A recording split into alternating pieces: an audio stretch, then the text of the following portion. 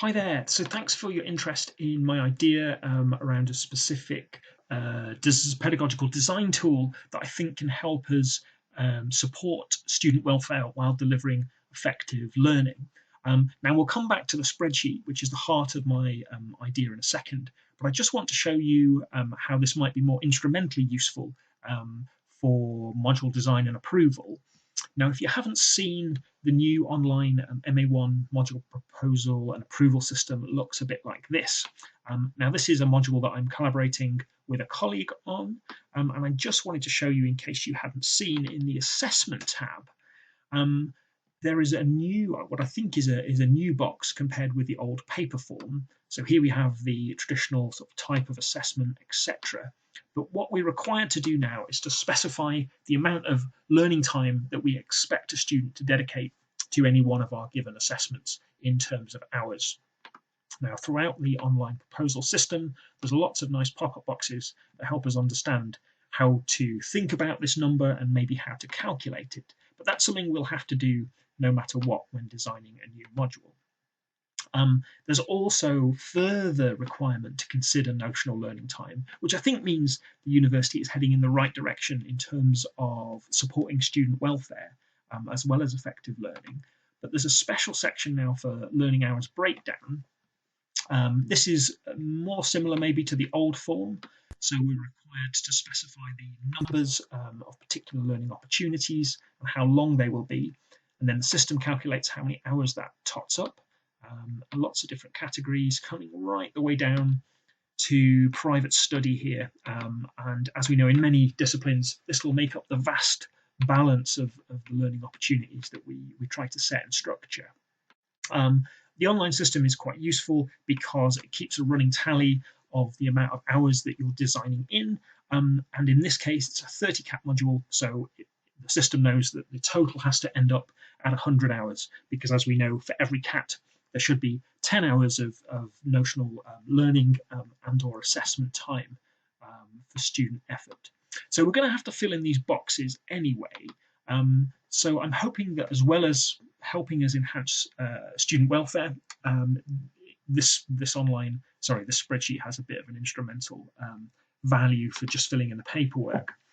Now, when you follow the link, you'll get to a SharePoint Excel file that looks a bit like this. Now, this you shouldn't be able to edit, although I can because it's mine, but you won't be able to, so you'll have to file and save as and download a copy and save it locally, which should then look a little bit like this when you load it in Excel. Here's my test module form. First thing to say is that the form is designed to be protected in certain ways. So you fill in the green spaces and the red cells then populate themselves. Now this hopefully adds value in helping you do the maths and providing some additional recommendations over what will be available in the MA1 form, and also do some analysis about whether what you're proposing seems reasonable.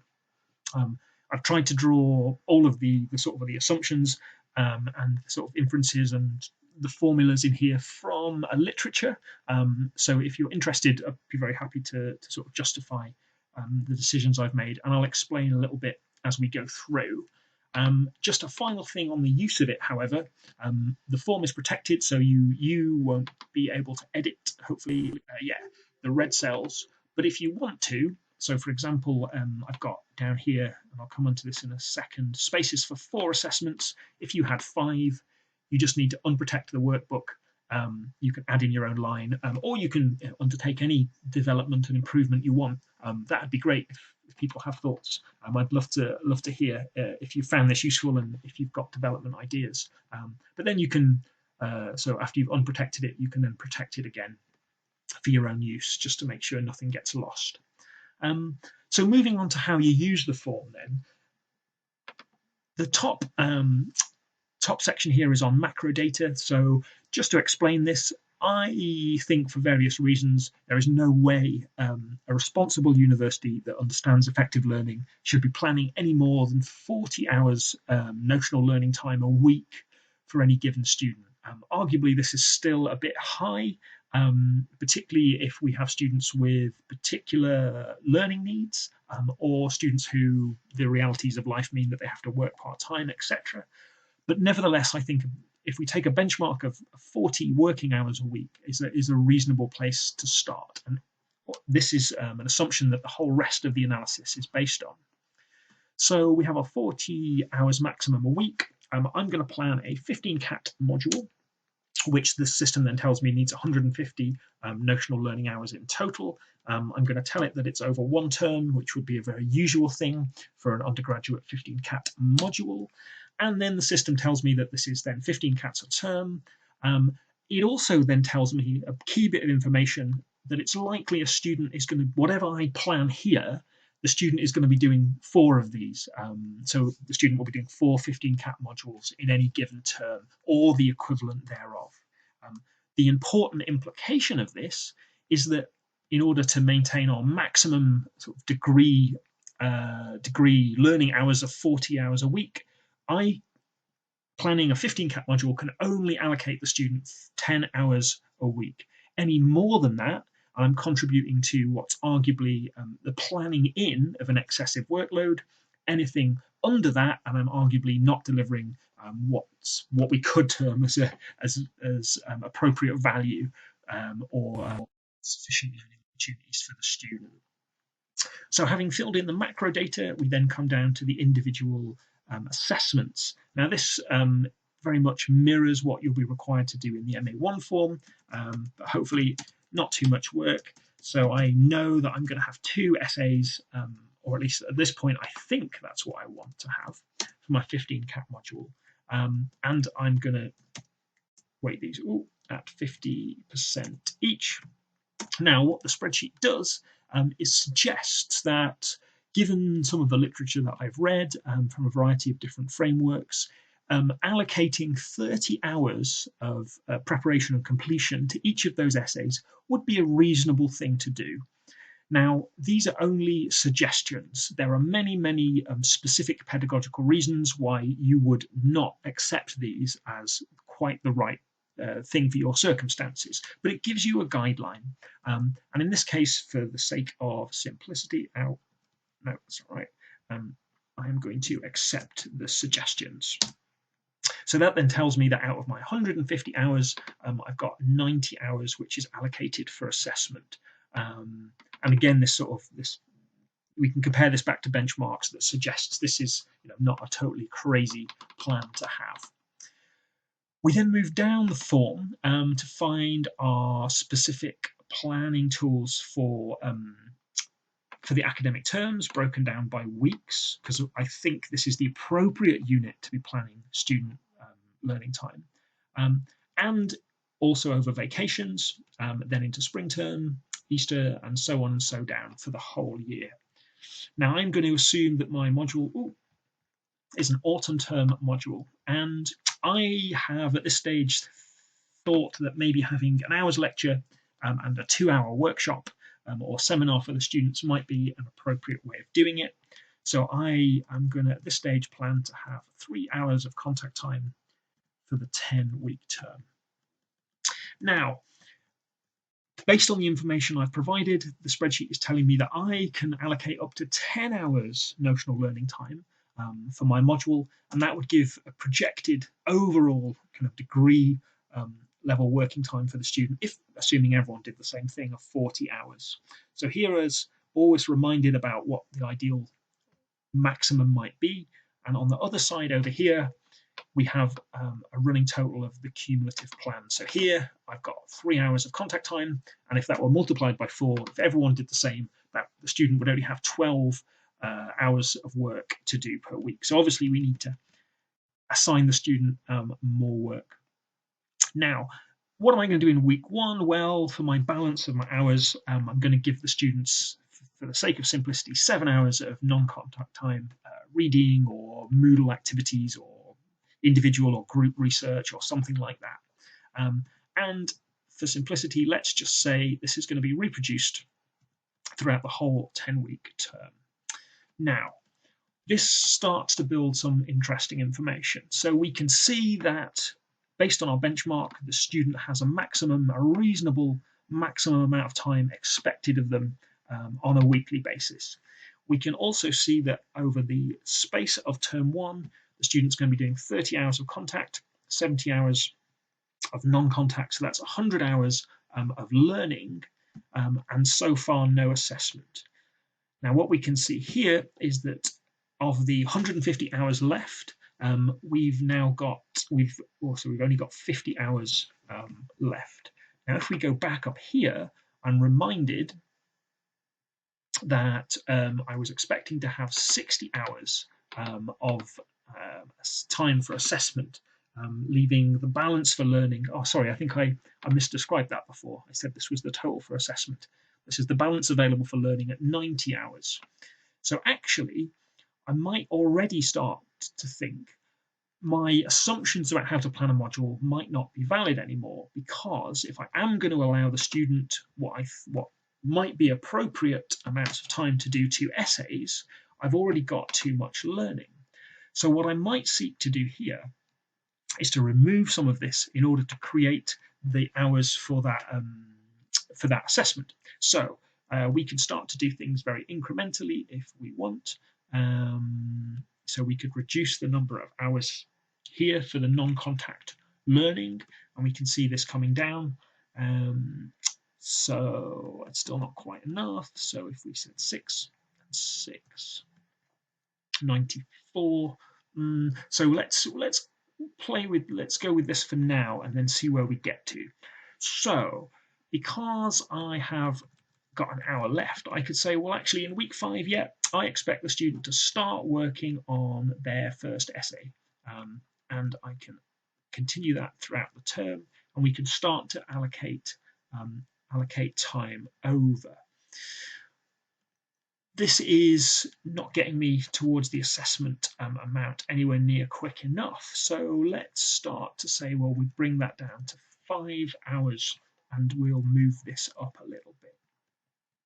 So actually now, what have we got here? We've got 88 overall hours for the learning. Now, based on the calculation above, I'm aiming for something around 90. So actually, let's rethink this and let's shift this back to 6. And we'll say we ask the student to be doing 1 hour of preparation here. So overall, we've now got our 90 expected hours of learning, and we've got 10 hours of our assessment allocated.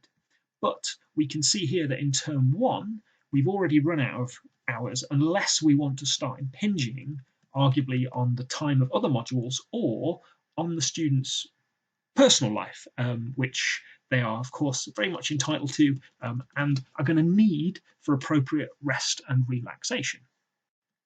So then we have to start thinking, as we would almost naturally do, about how to use the vacation time. So for my first assessment, I still need 20 hours. So I could quite happily say that 10 hours of the holidays should be used for this. So we've got 10 and 20, and if we scroll down to the bottom, our assessment 1 is going to be added up to 30.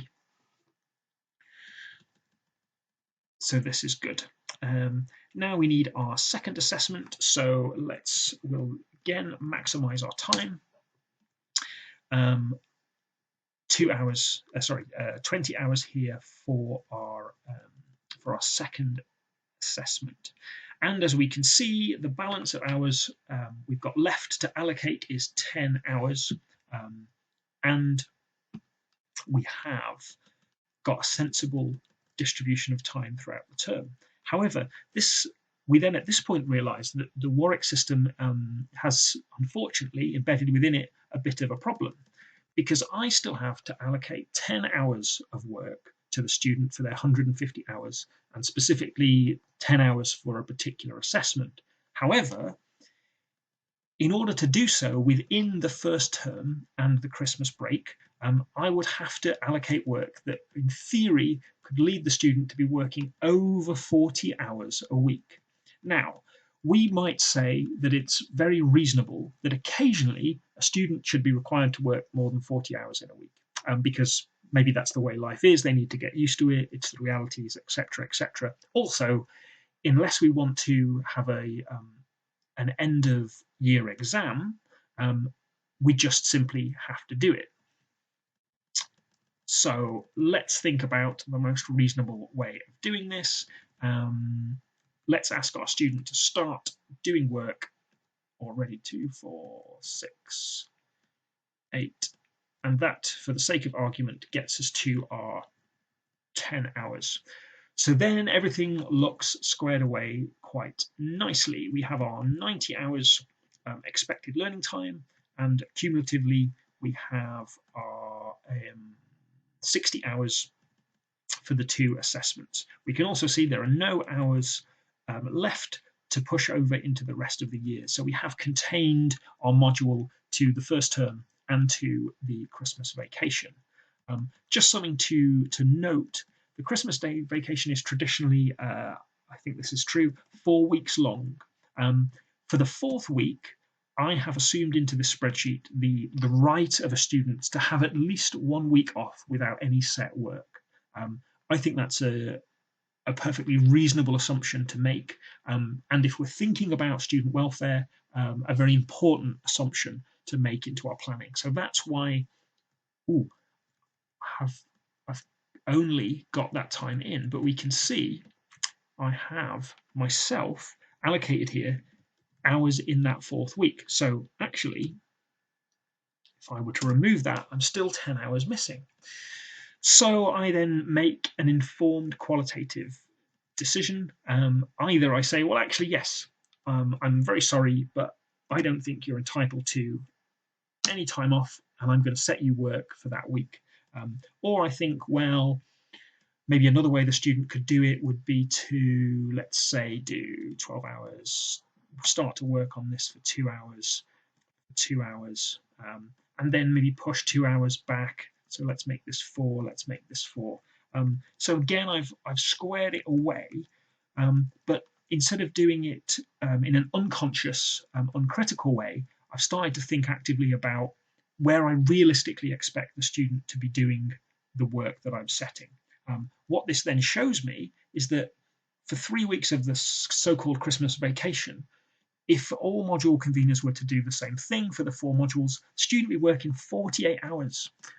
Pushing this back into term 1 by just saying, oh, well, it's only an extra 2 hours, it's only an extra 4 hours. What I'm essentially potentially planning for here, and again, if all module leaders were to do something similar, which would make sense, the student here is working 56-hour weeks, 48-hour weeks, 40-hour weeks, going back. So 40 is probably reasonable. I think hopefully expecting students to consistently work a 48-hour week or a 56-hour week would be well beyond the parameters of reasonable planning. So using this tool allows us to see the shortfalls of maybe any assumptions that we might have about, oh, well, just a bit more time here. What it also shows us is that we can quite quickly create welfare pressures that really should not be designed into a module, and we should be looking to design those out.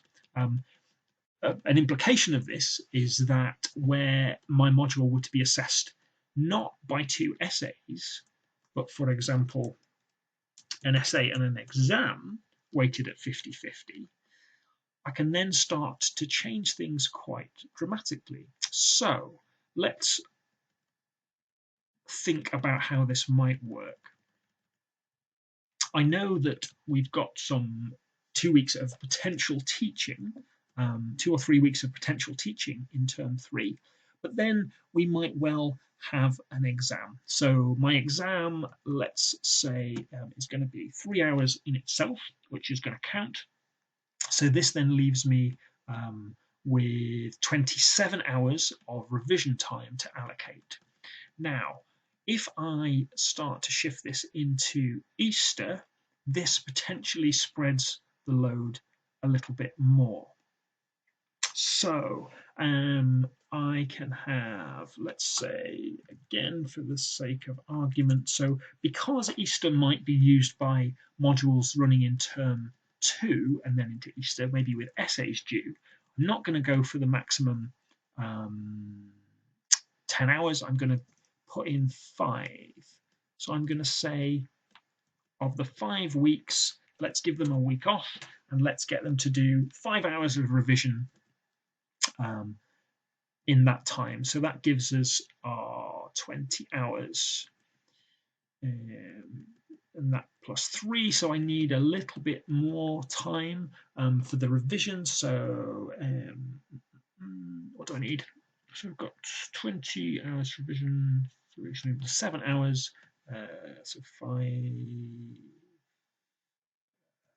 So that's 2, 4, 6, and 7. There we go. And then what I will need to do is to remove, I still want my essay done.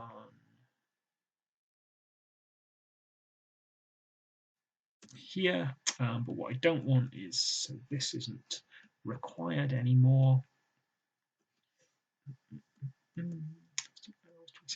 So I also need to remove this for the exam because that's not needed.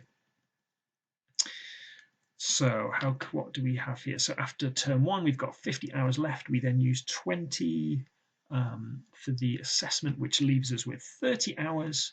Nothing happens in the spring term. Easter vacation uses 27 hours, and that's 3 hours for the exam.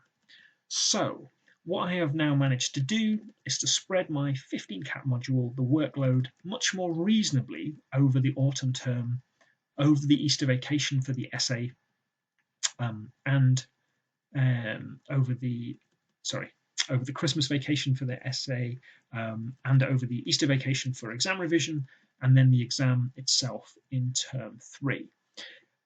A welfare concern may still arise around this use of Easter, because if all modules planned their learning time in the same way, using the following vacation to do, say, coursework, and then have an exam in term 3, this student workload over Easter may well grow to beyond 40 hours. However, what I would propose is that at this point, this looks way more reasonable than trying to assess and to teach and to assess a module only within the space of term 1 and over the Christmas vacation. Now, I think in the bigger picture, what we see emerging here is that the push towards more coursework-based modules actually doesn't sit too well with the growing formal concern around student welfare. And actually, from a welfare point of view, having teaching in term 1 and term 2, and then an exam in term, or 2 exams in term 3, better spreads the notional learning time. And indeed, if we look at the history of where the Warwick student workload modelling comes from, this is kind of the expectation. Something that it then invites us to do, if we want to be a little bit radical to try to circumvent this problem, is that we say, well, we are still going to have 2 essays, but actually, instead of making them both due over the Easter vacation, let's have an essay in term 3.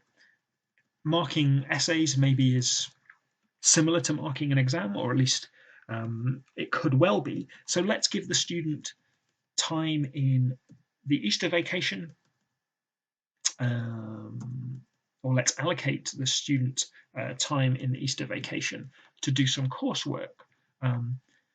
Or perhaps trying to spread the load even more, let's say the essay is to be handed in week 3 or week 4, and actually, therefore, we could do something like this. We could say, well, let the student use 4 of their weeks in Easter vacation to work on the second essay. We still need 10 hours, so we expect that they will do a bit of work on that in weeks 1 and 2, and then the hand-in will be Monday, week 3.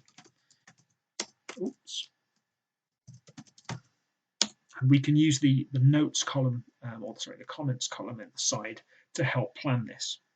So what we then have here is a module that's mainly taught in term 1, doesn't imply that under Assuming other modules do the same, a student will work more than 40 hours, giving them a nice work-life balance, hopefully. The same applies in the Christmas vacation.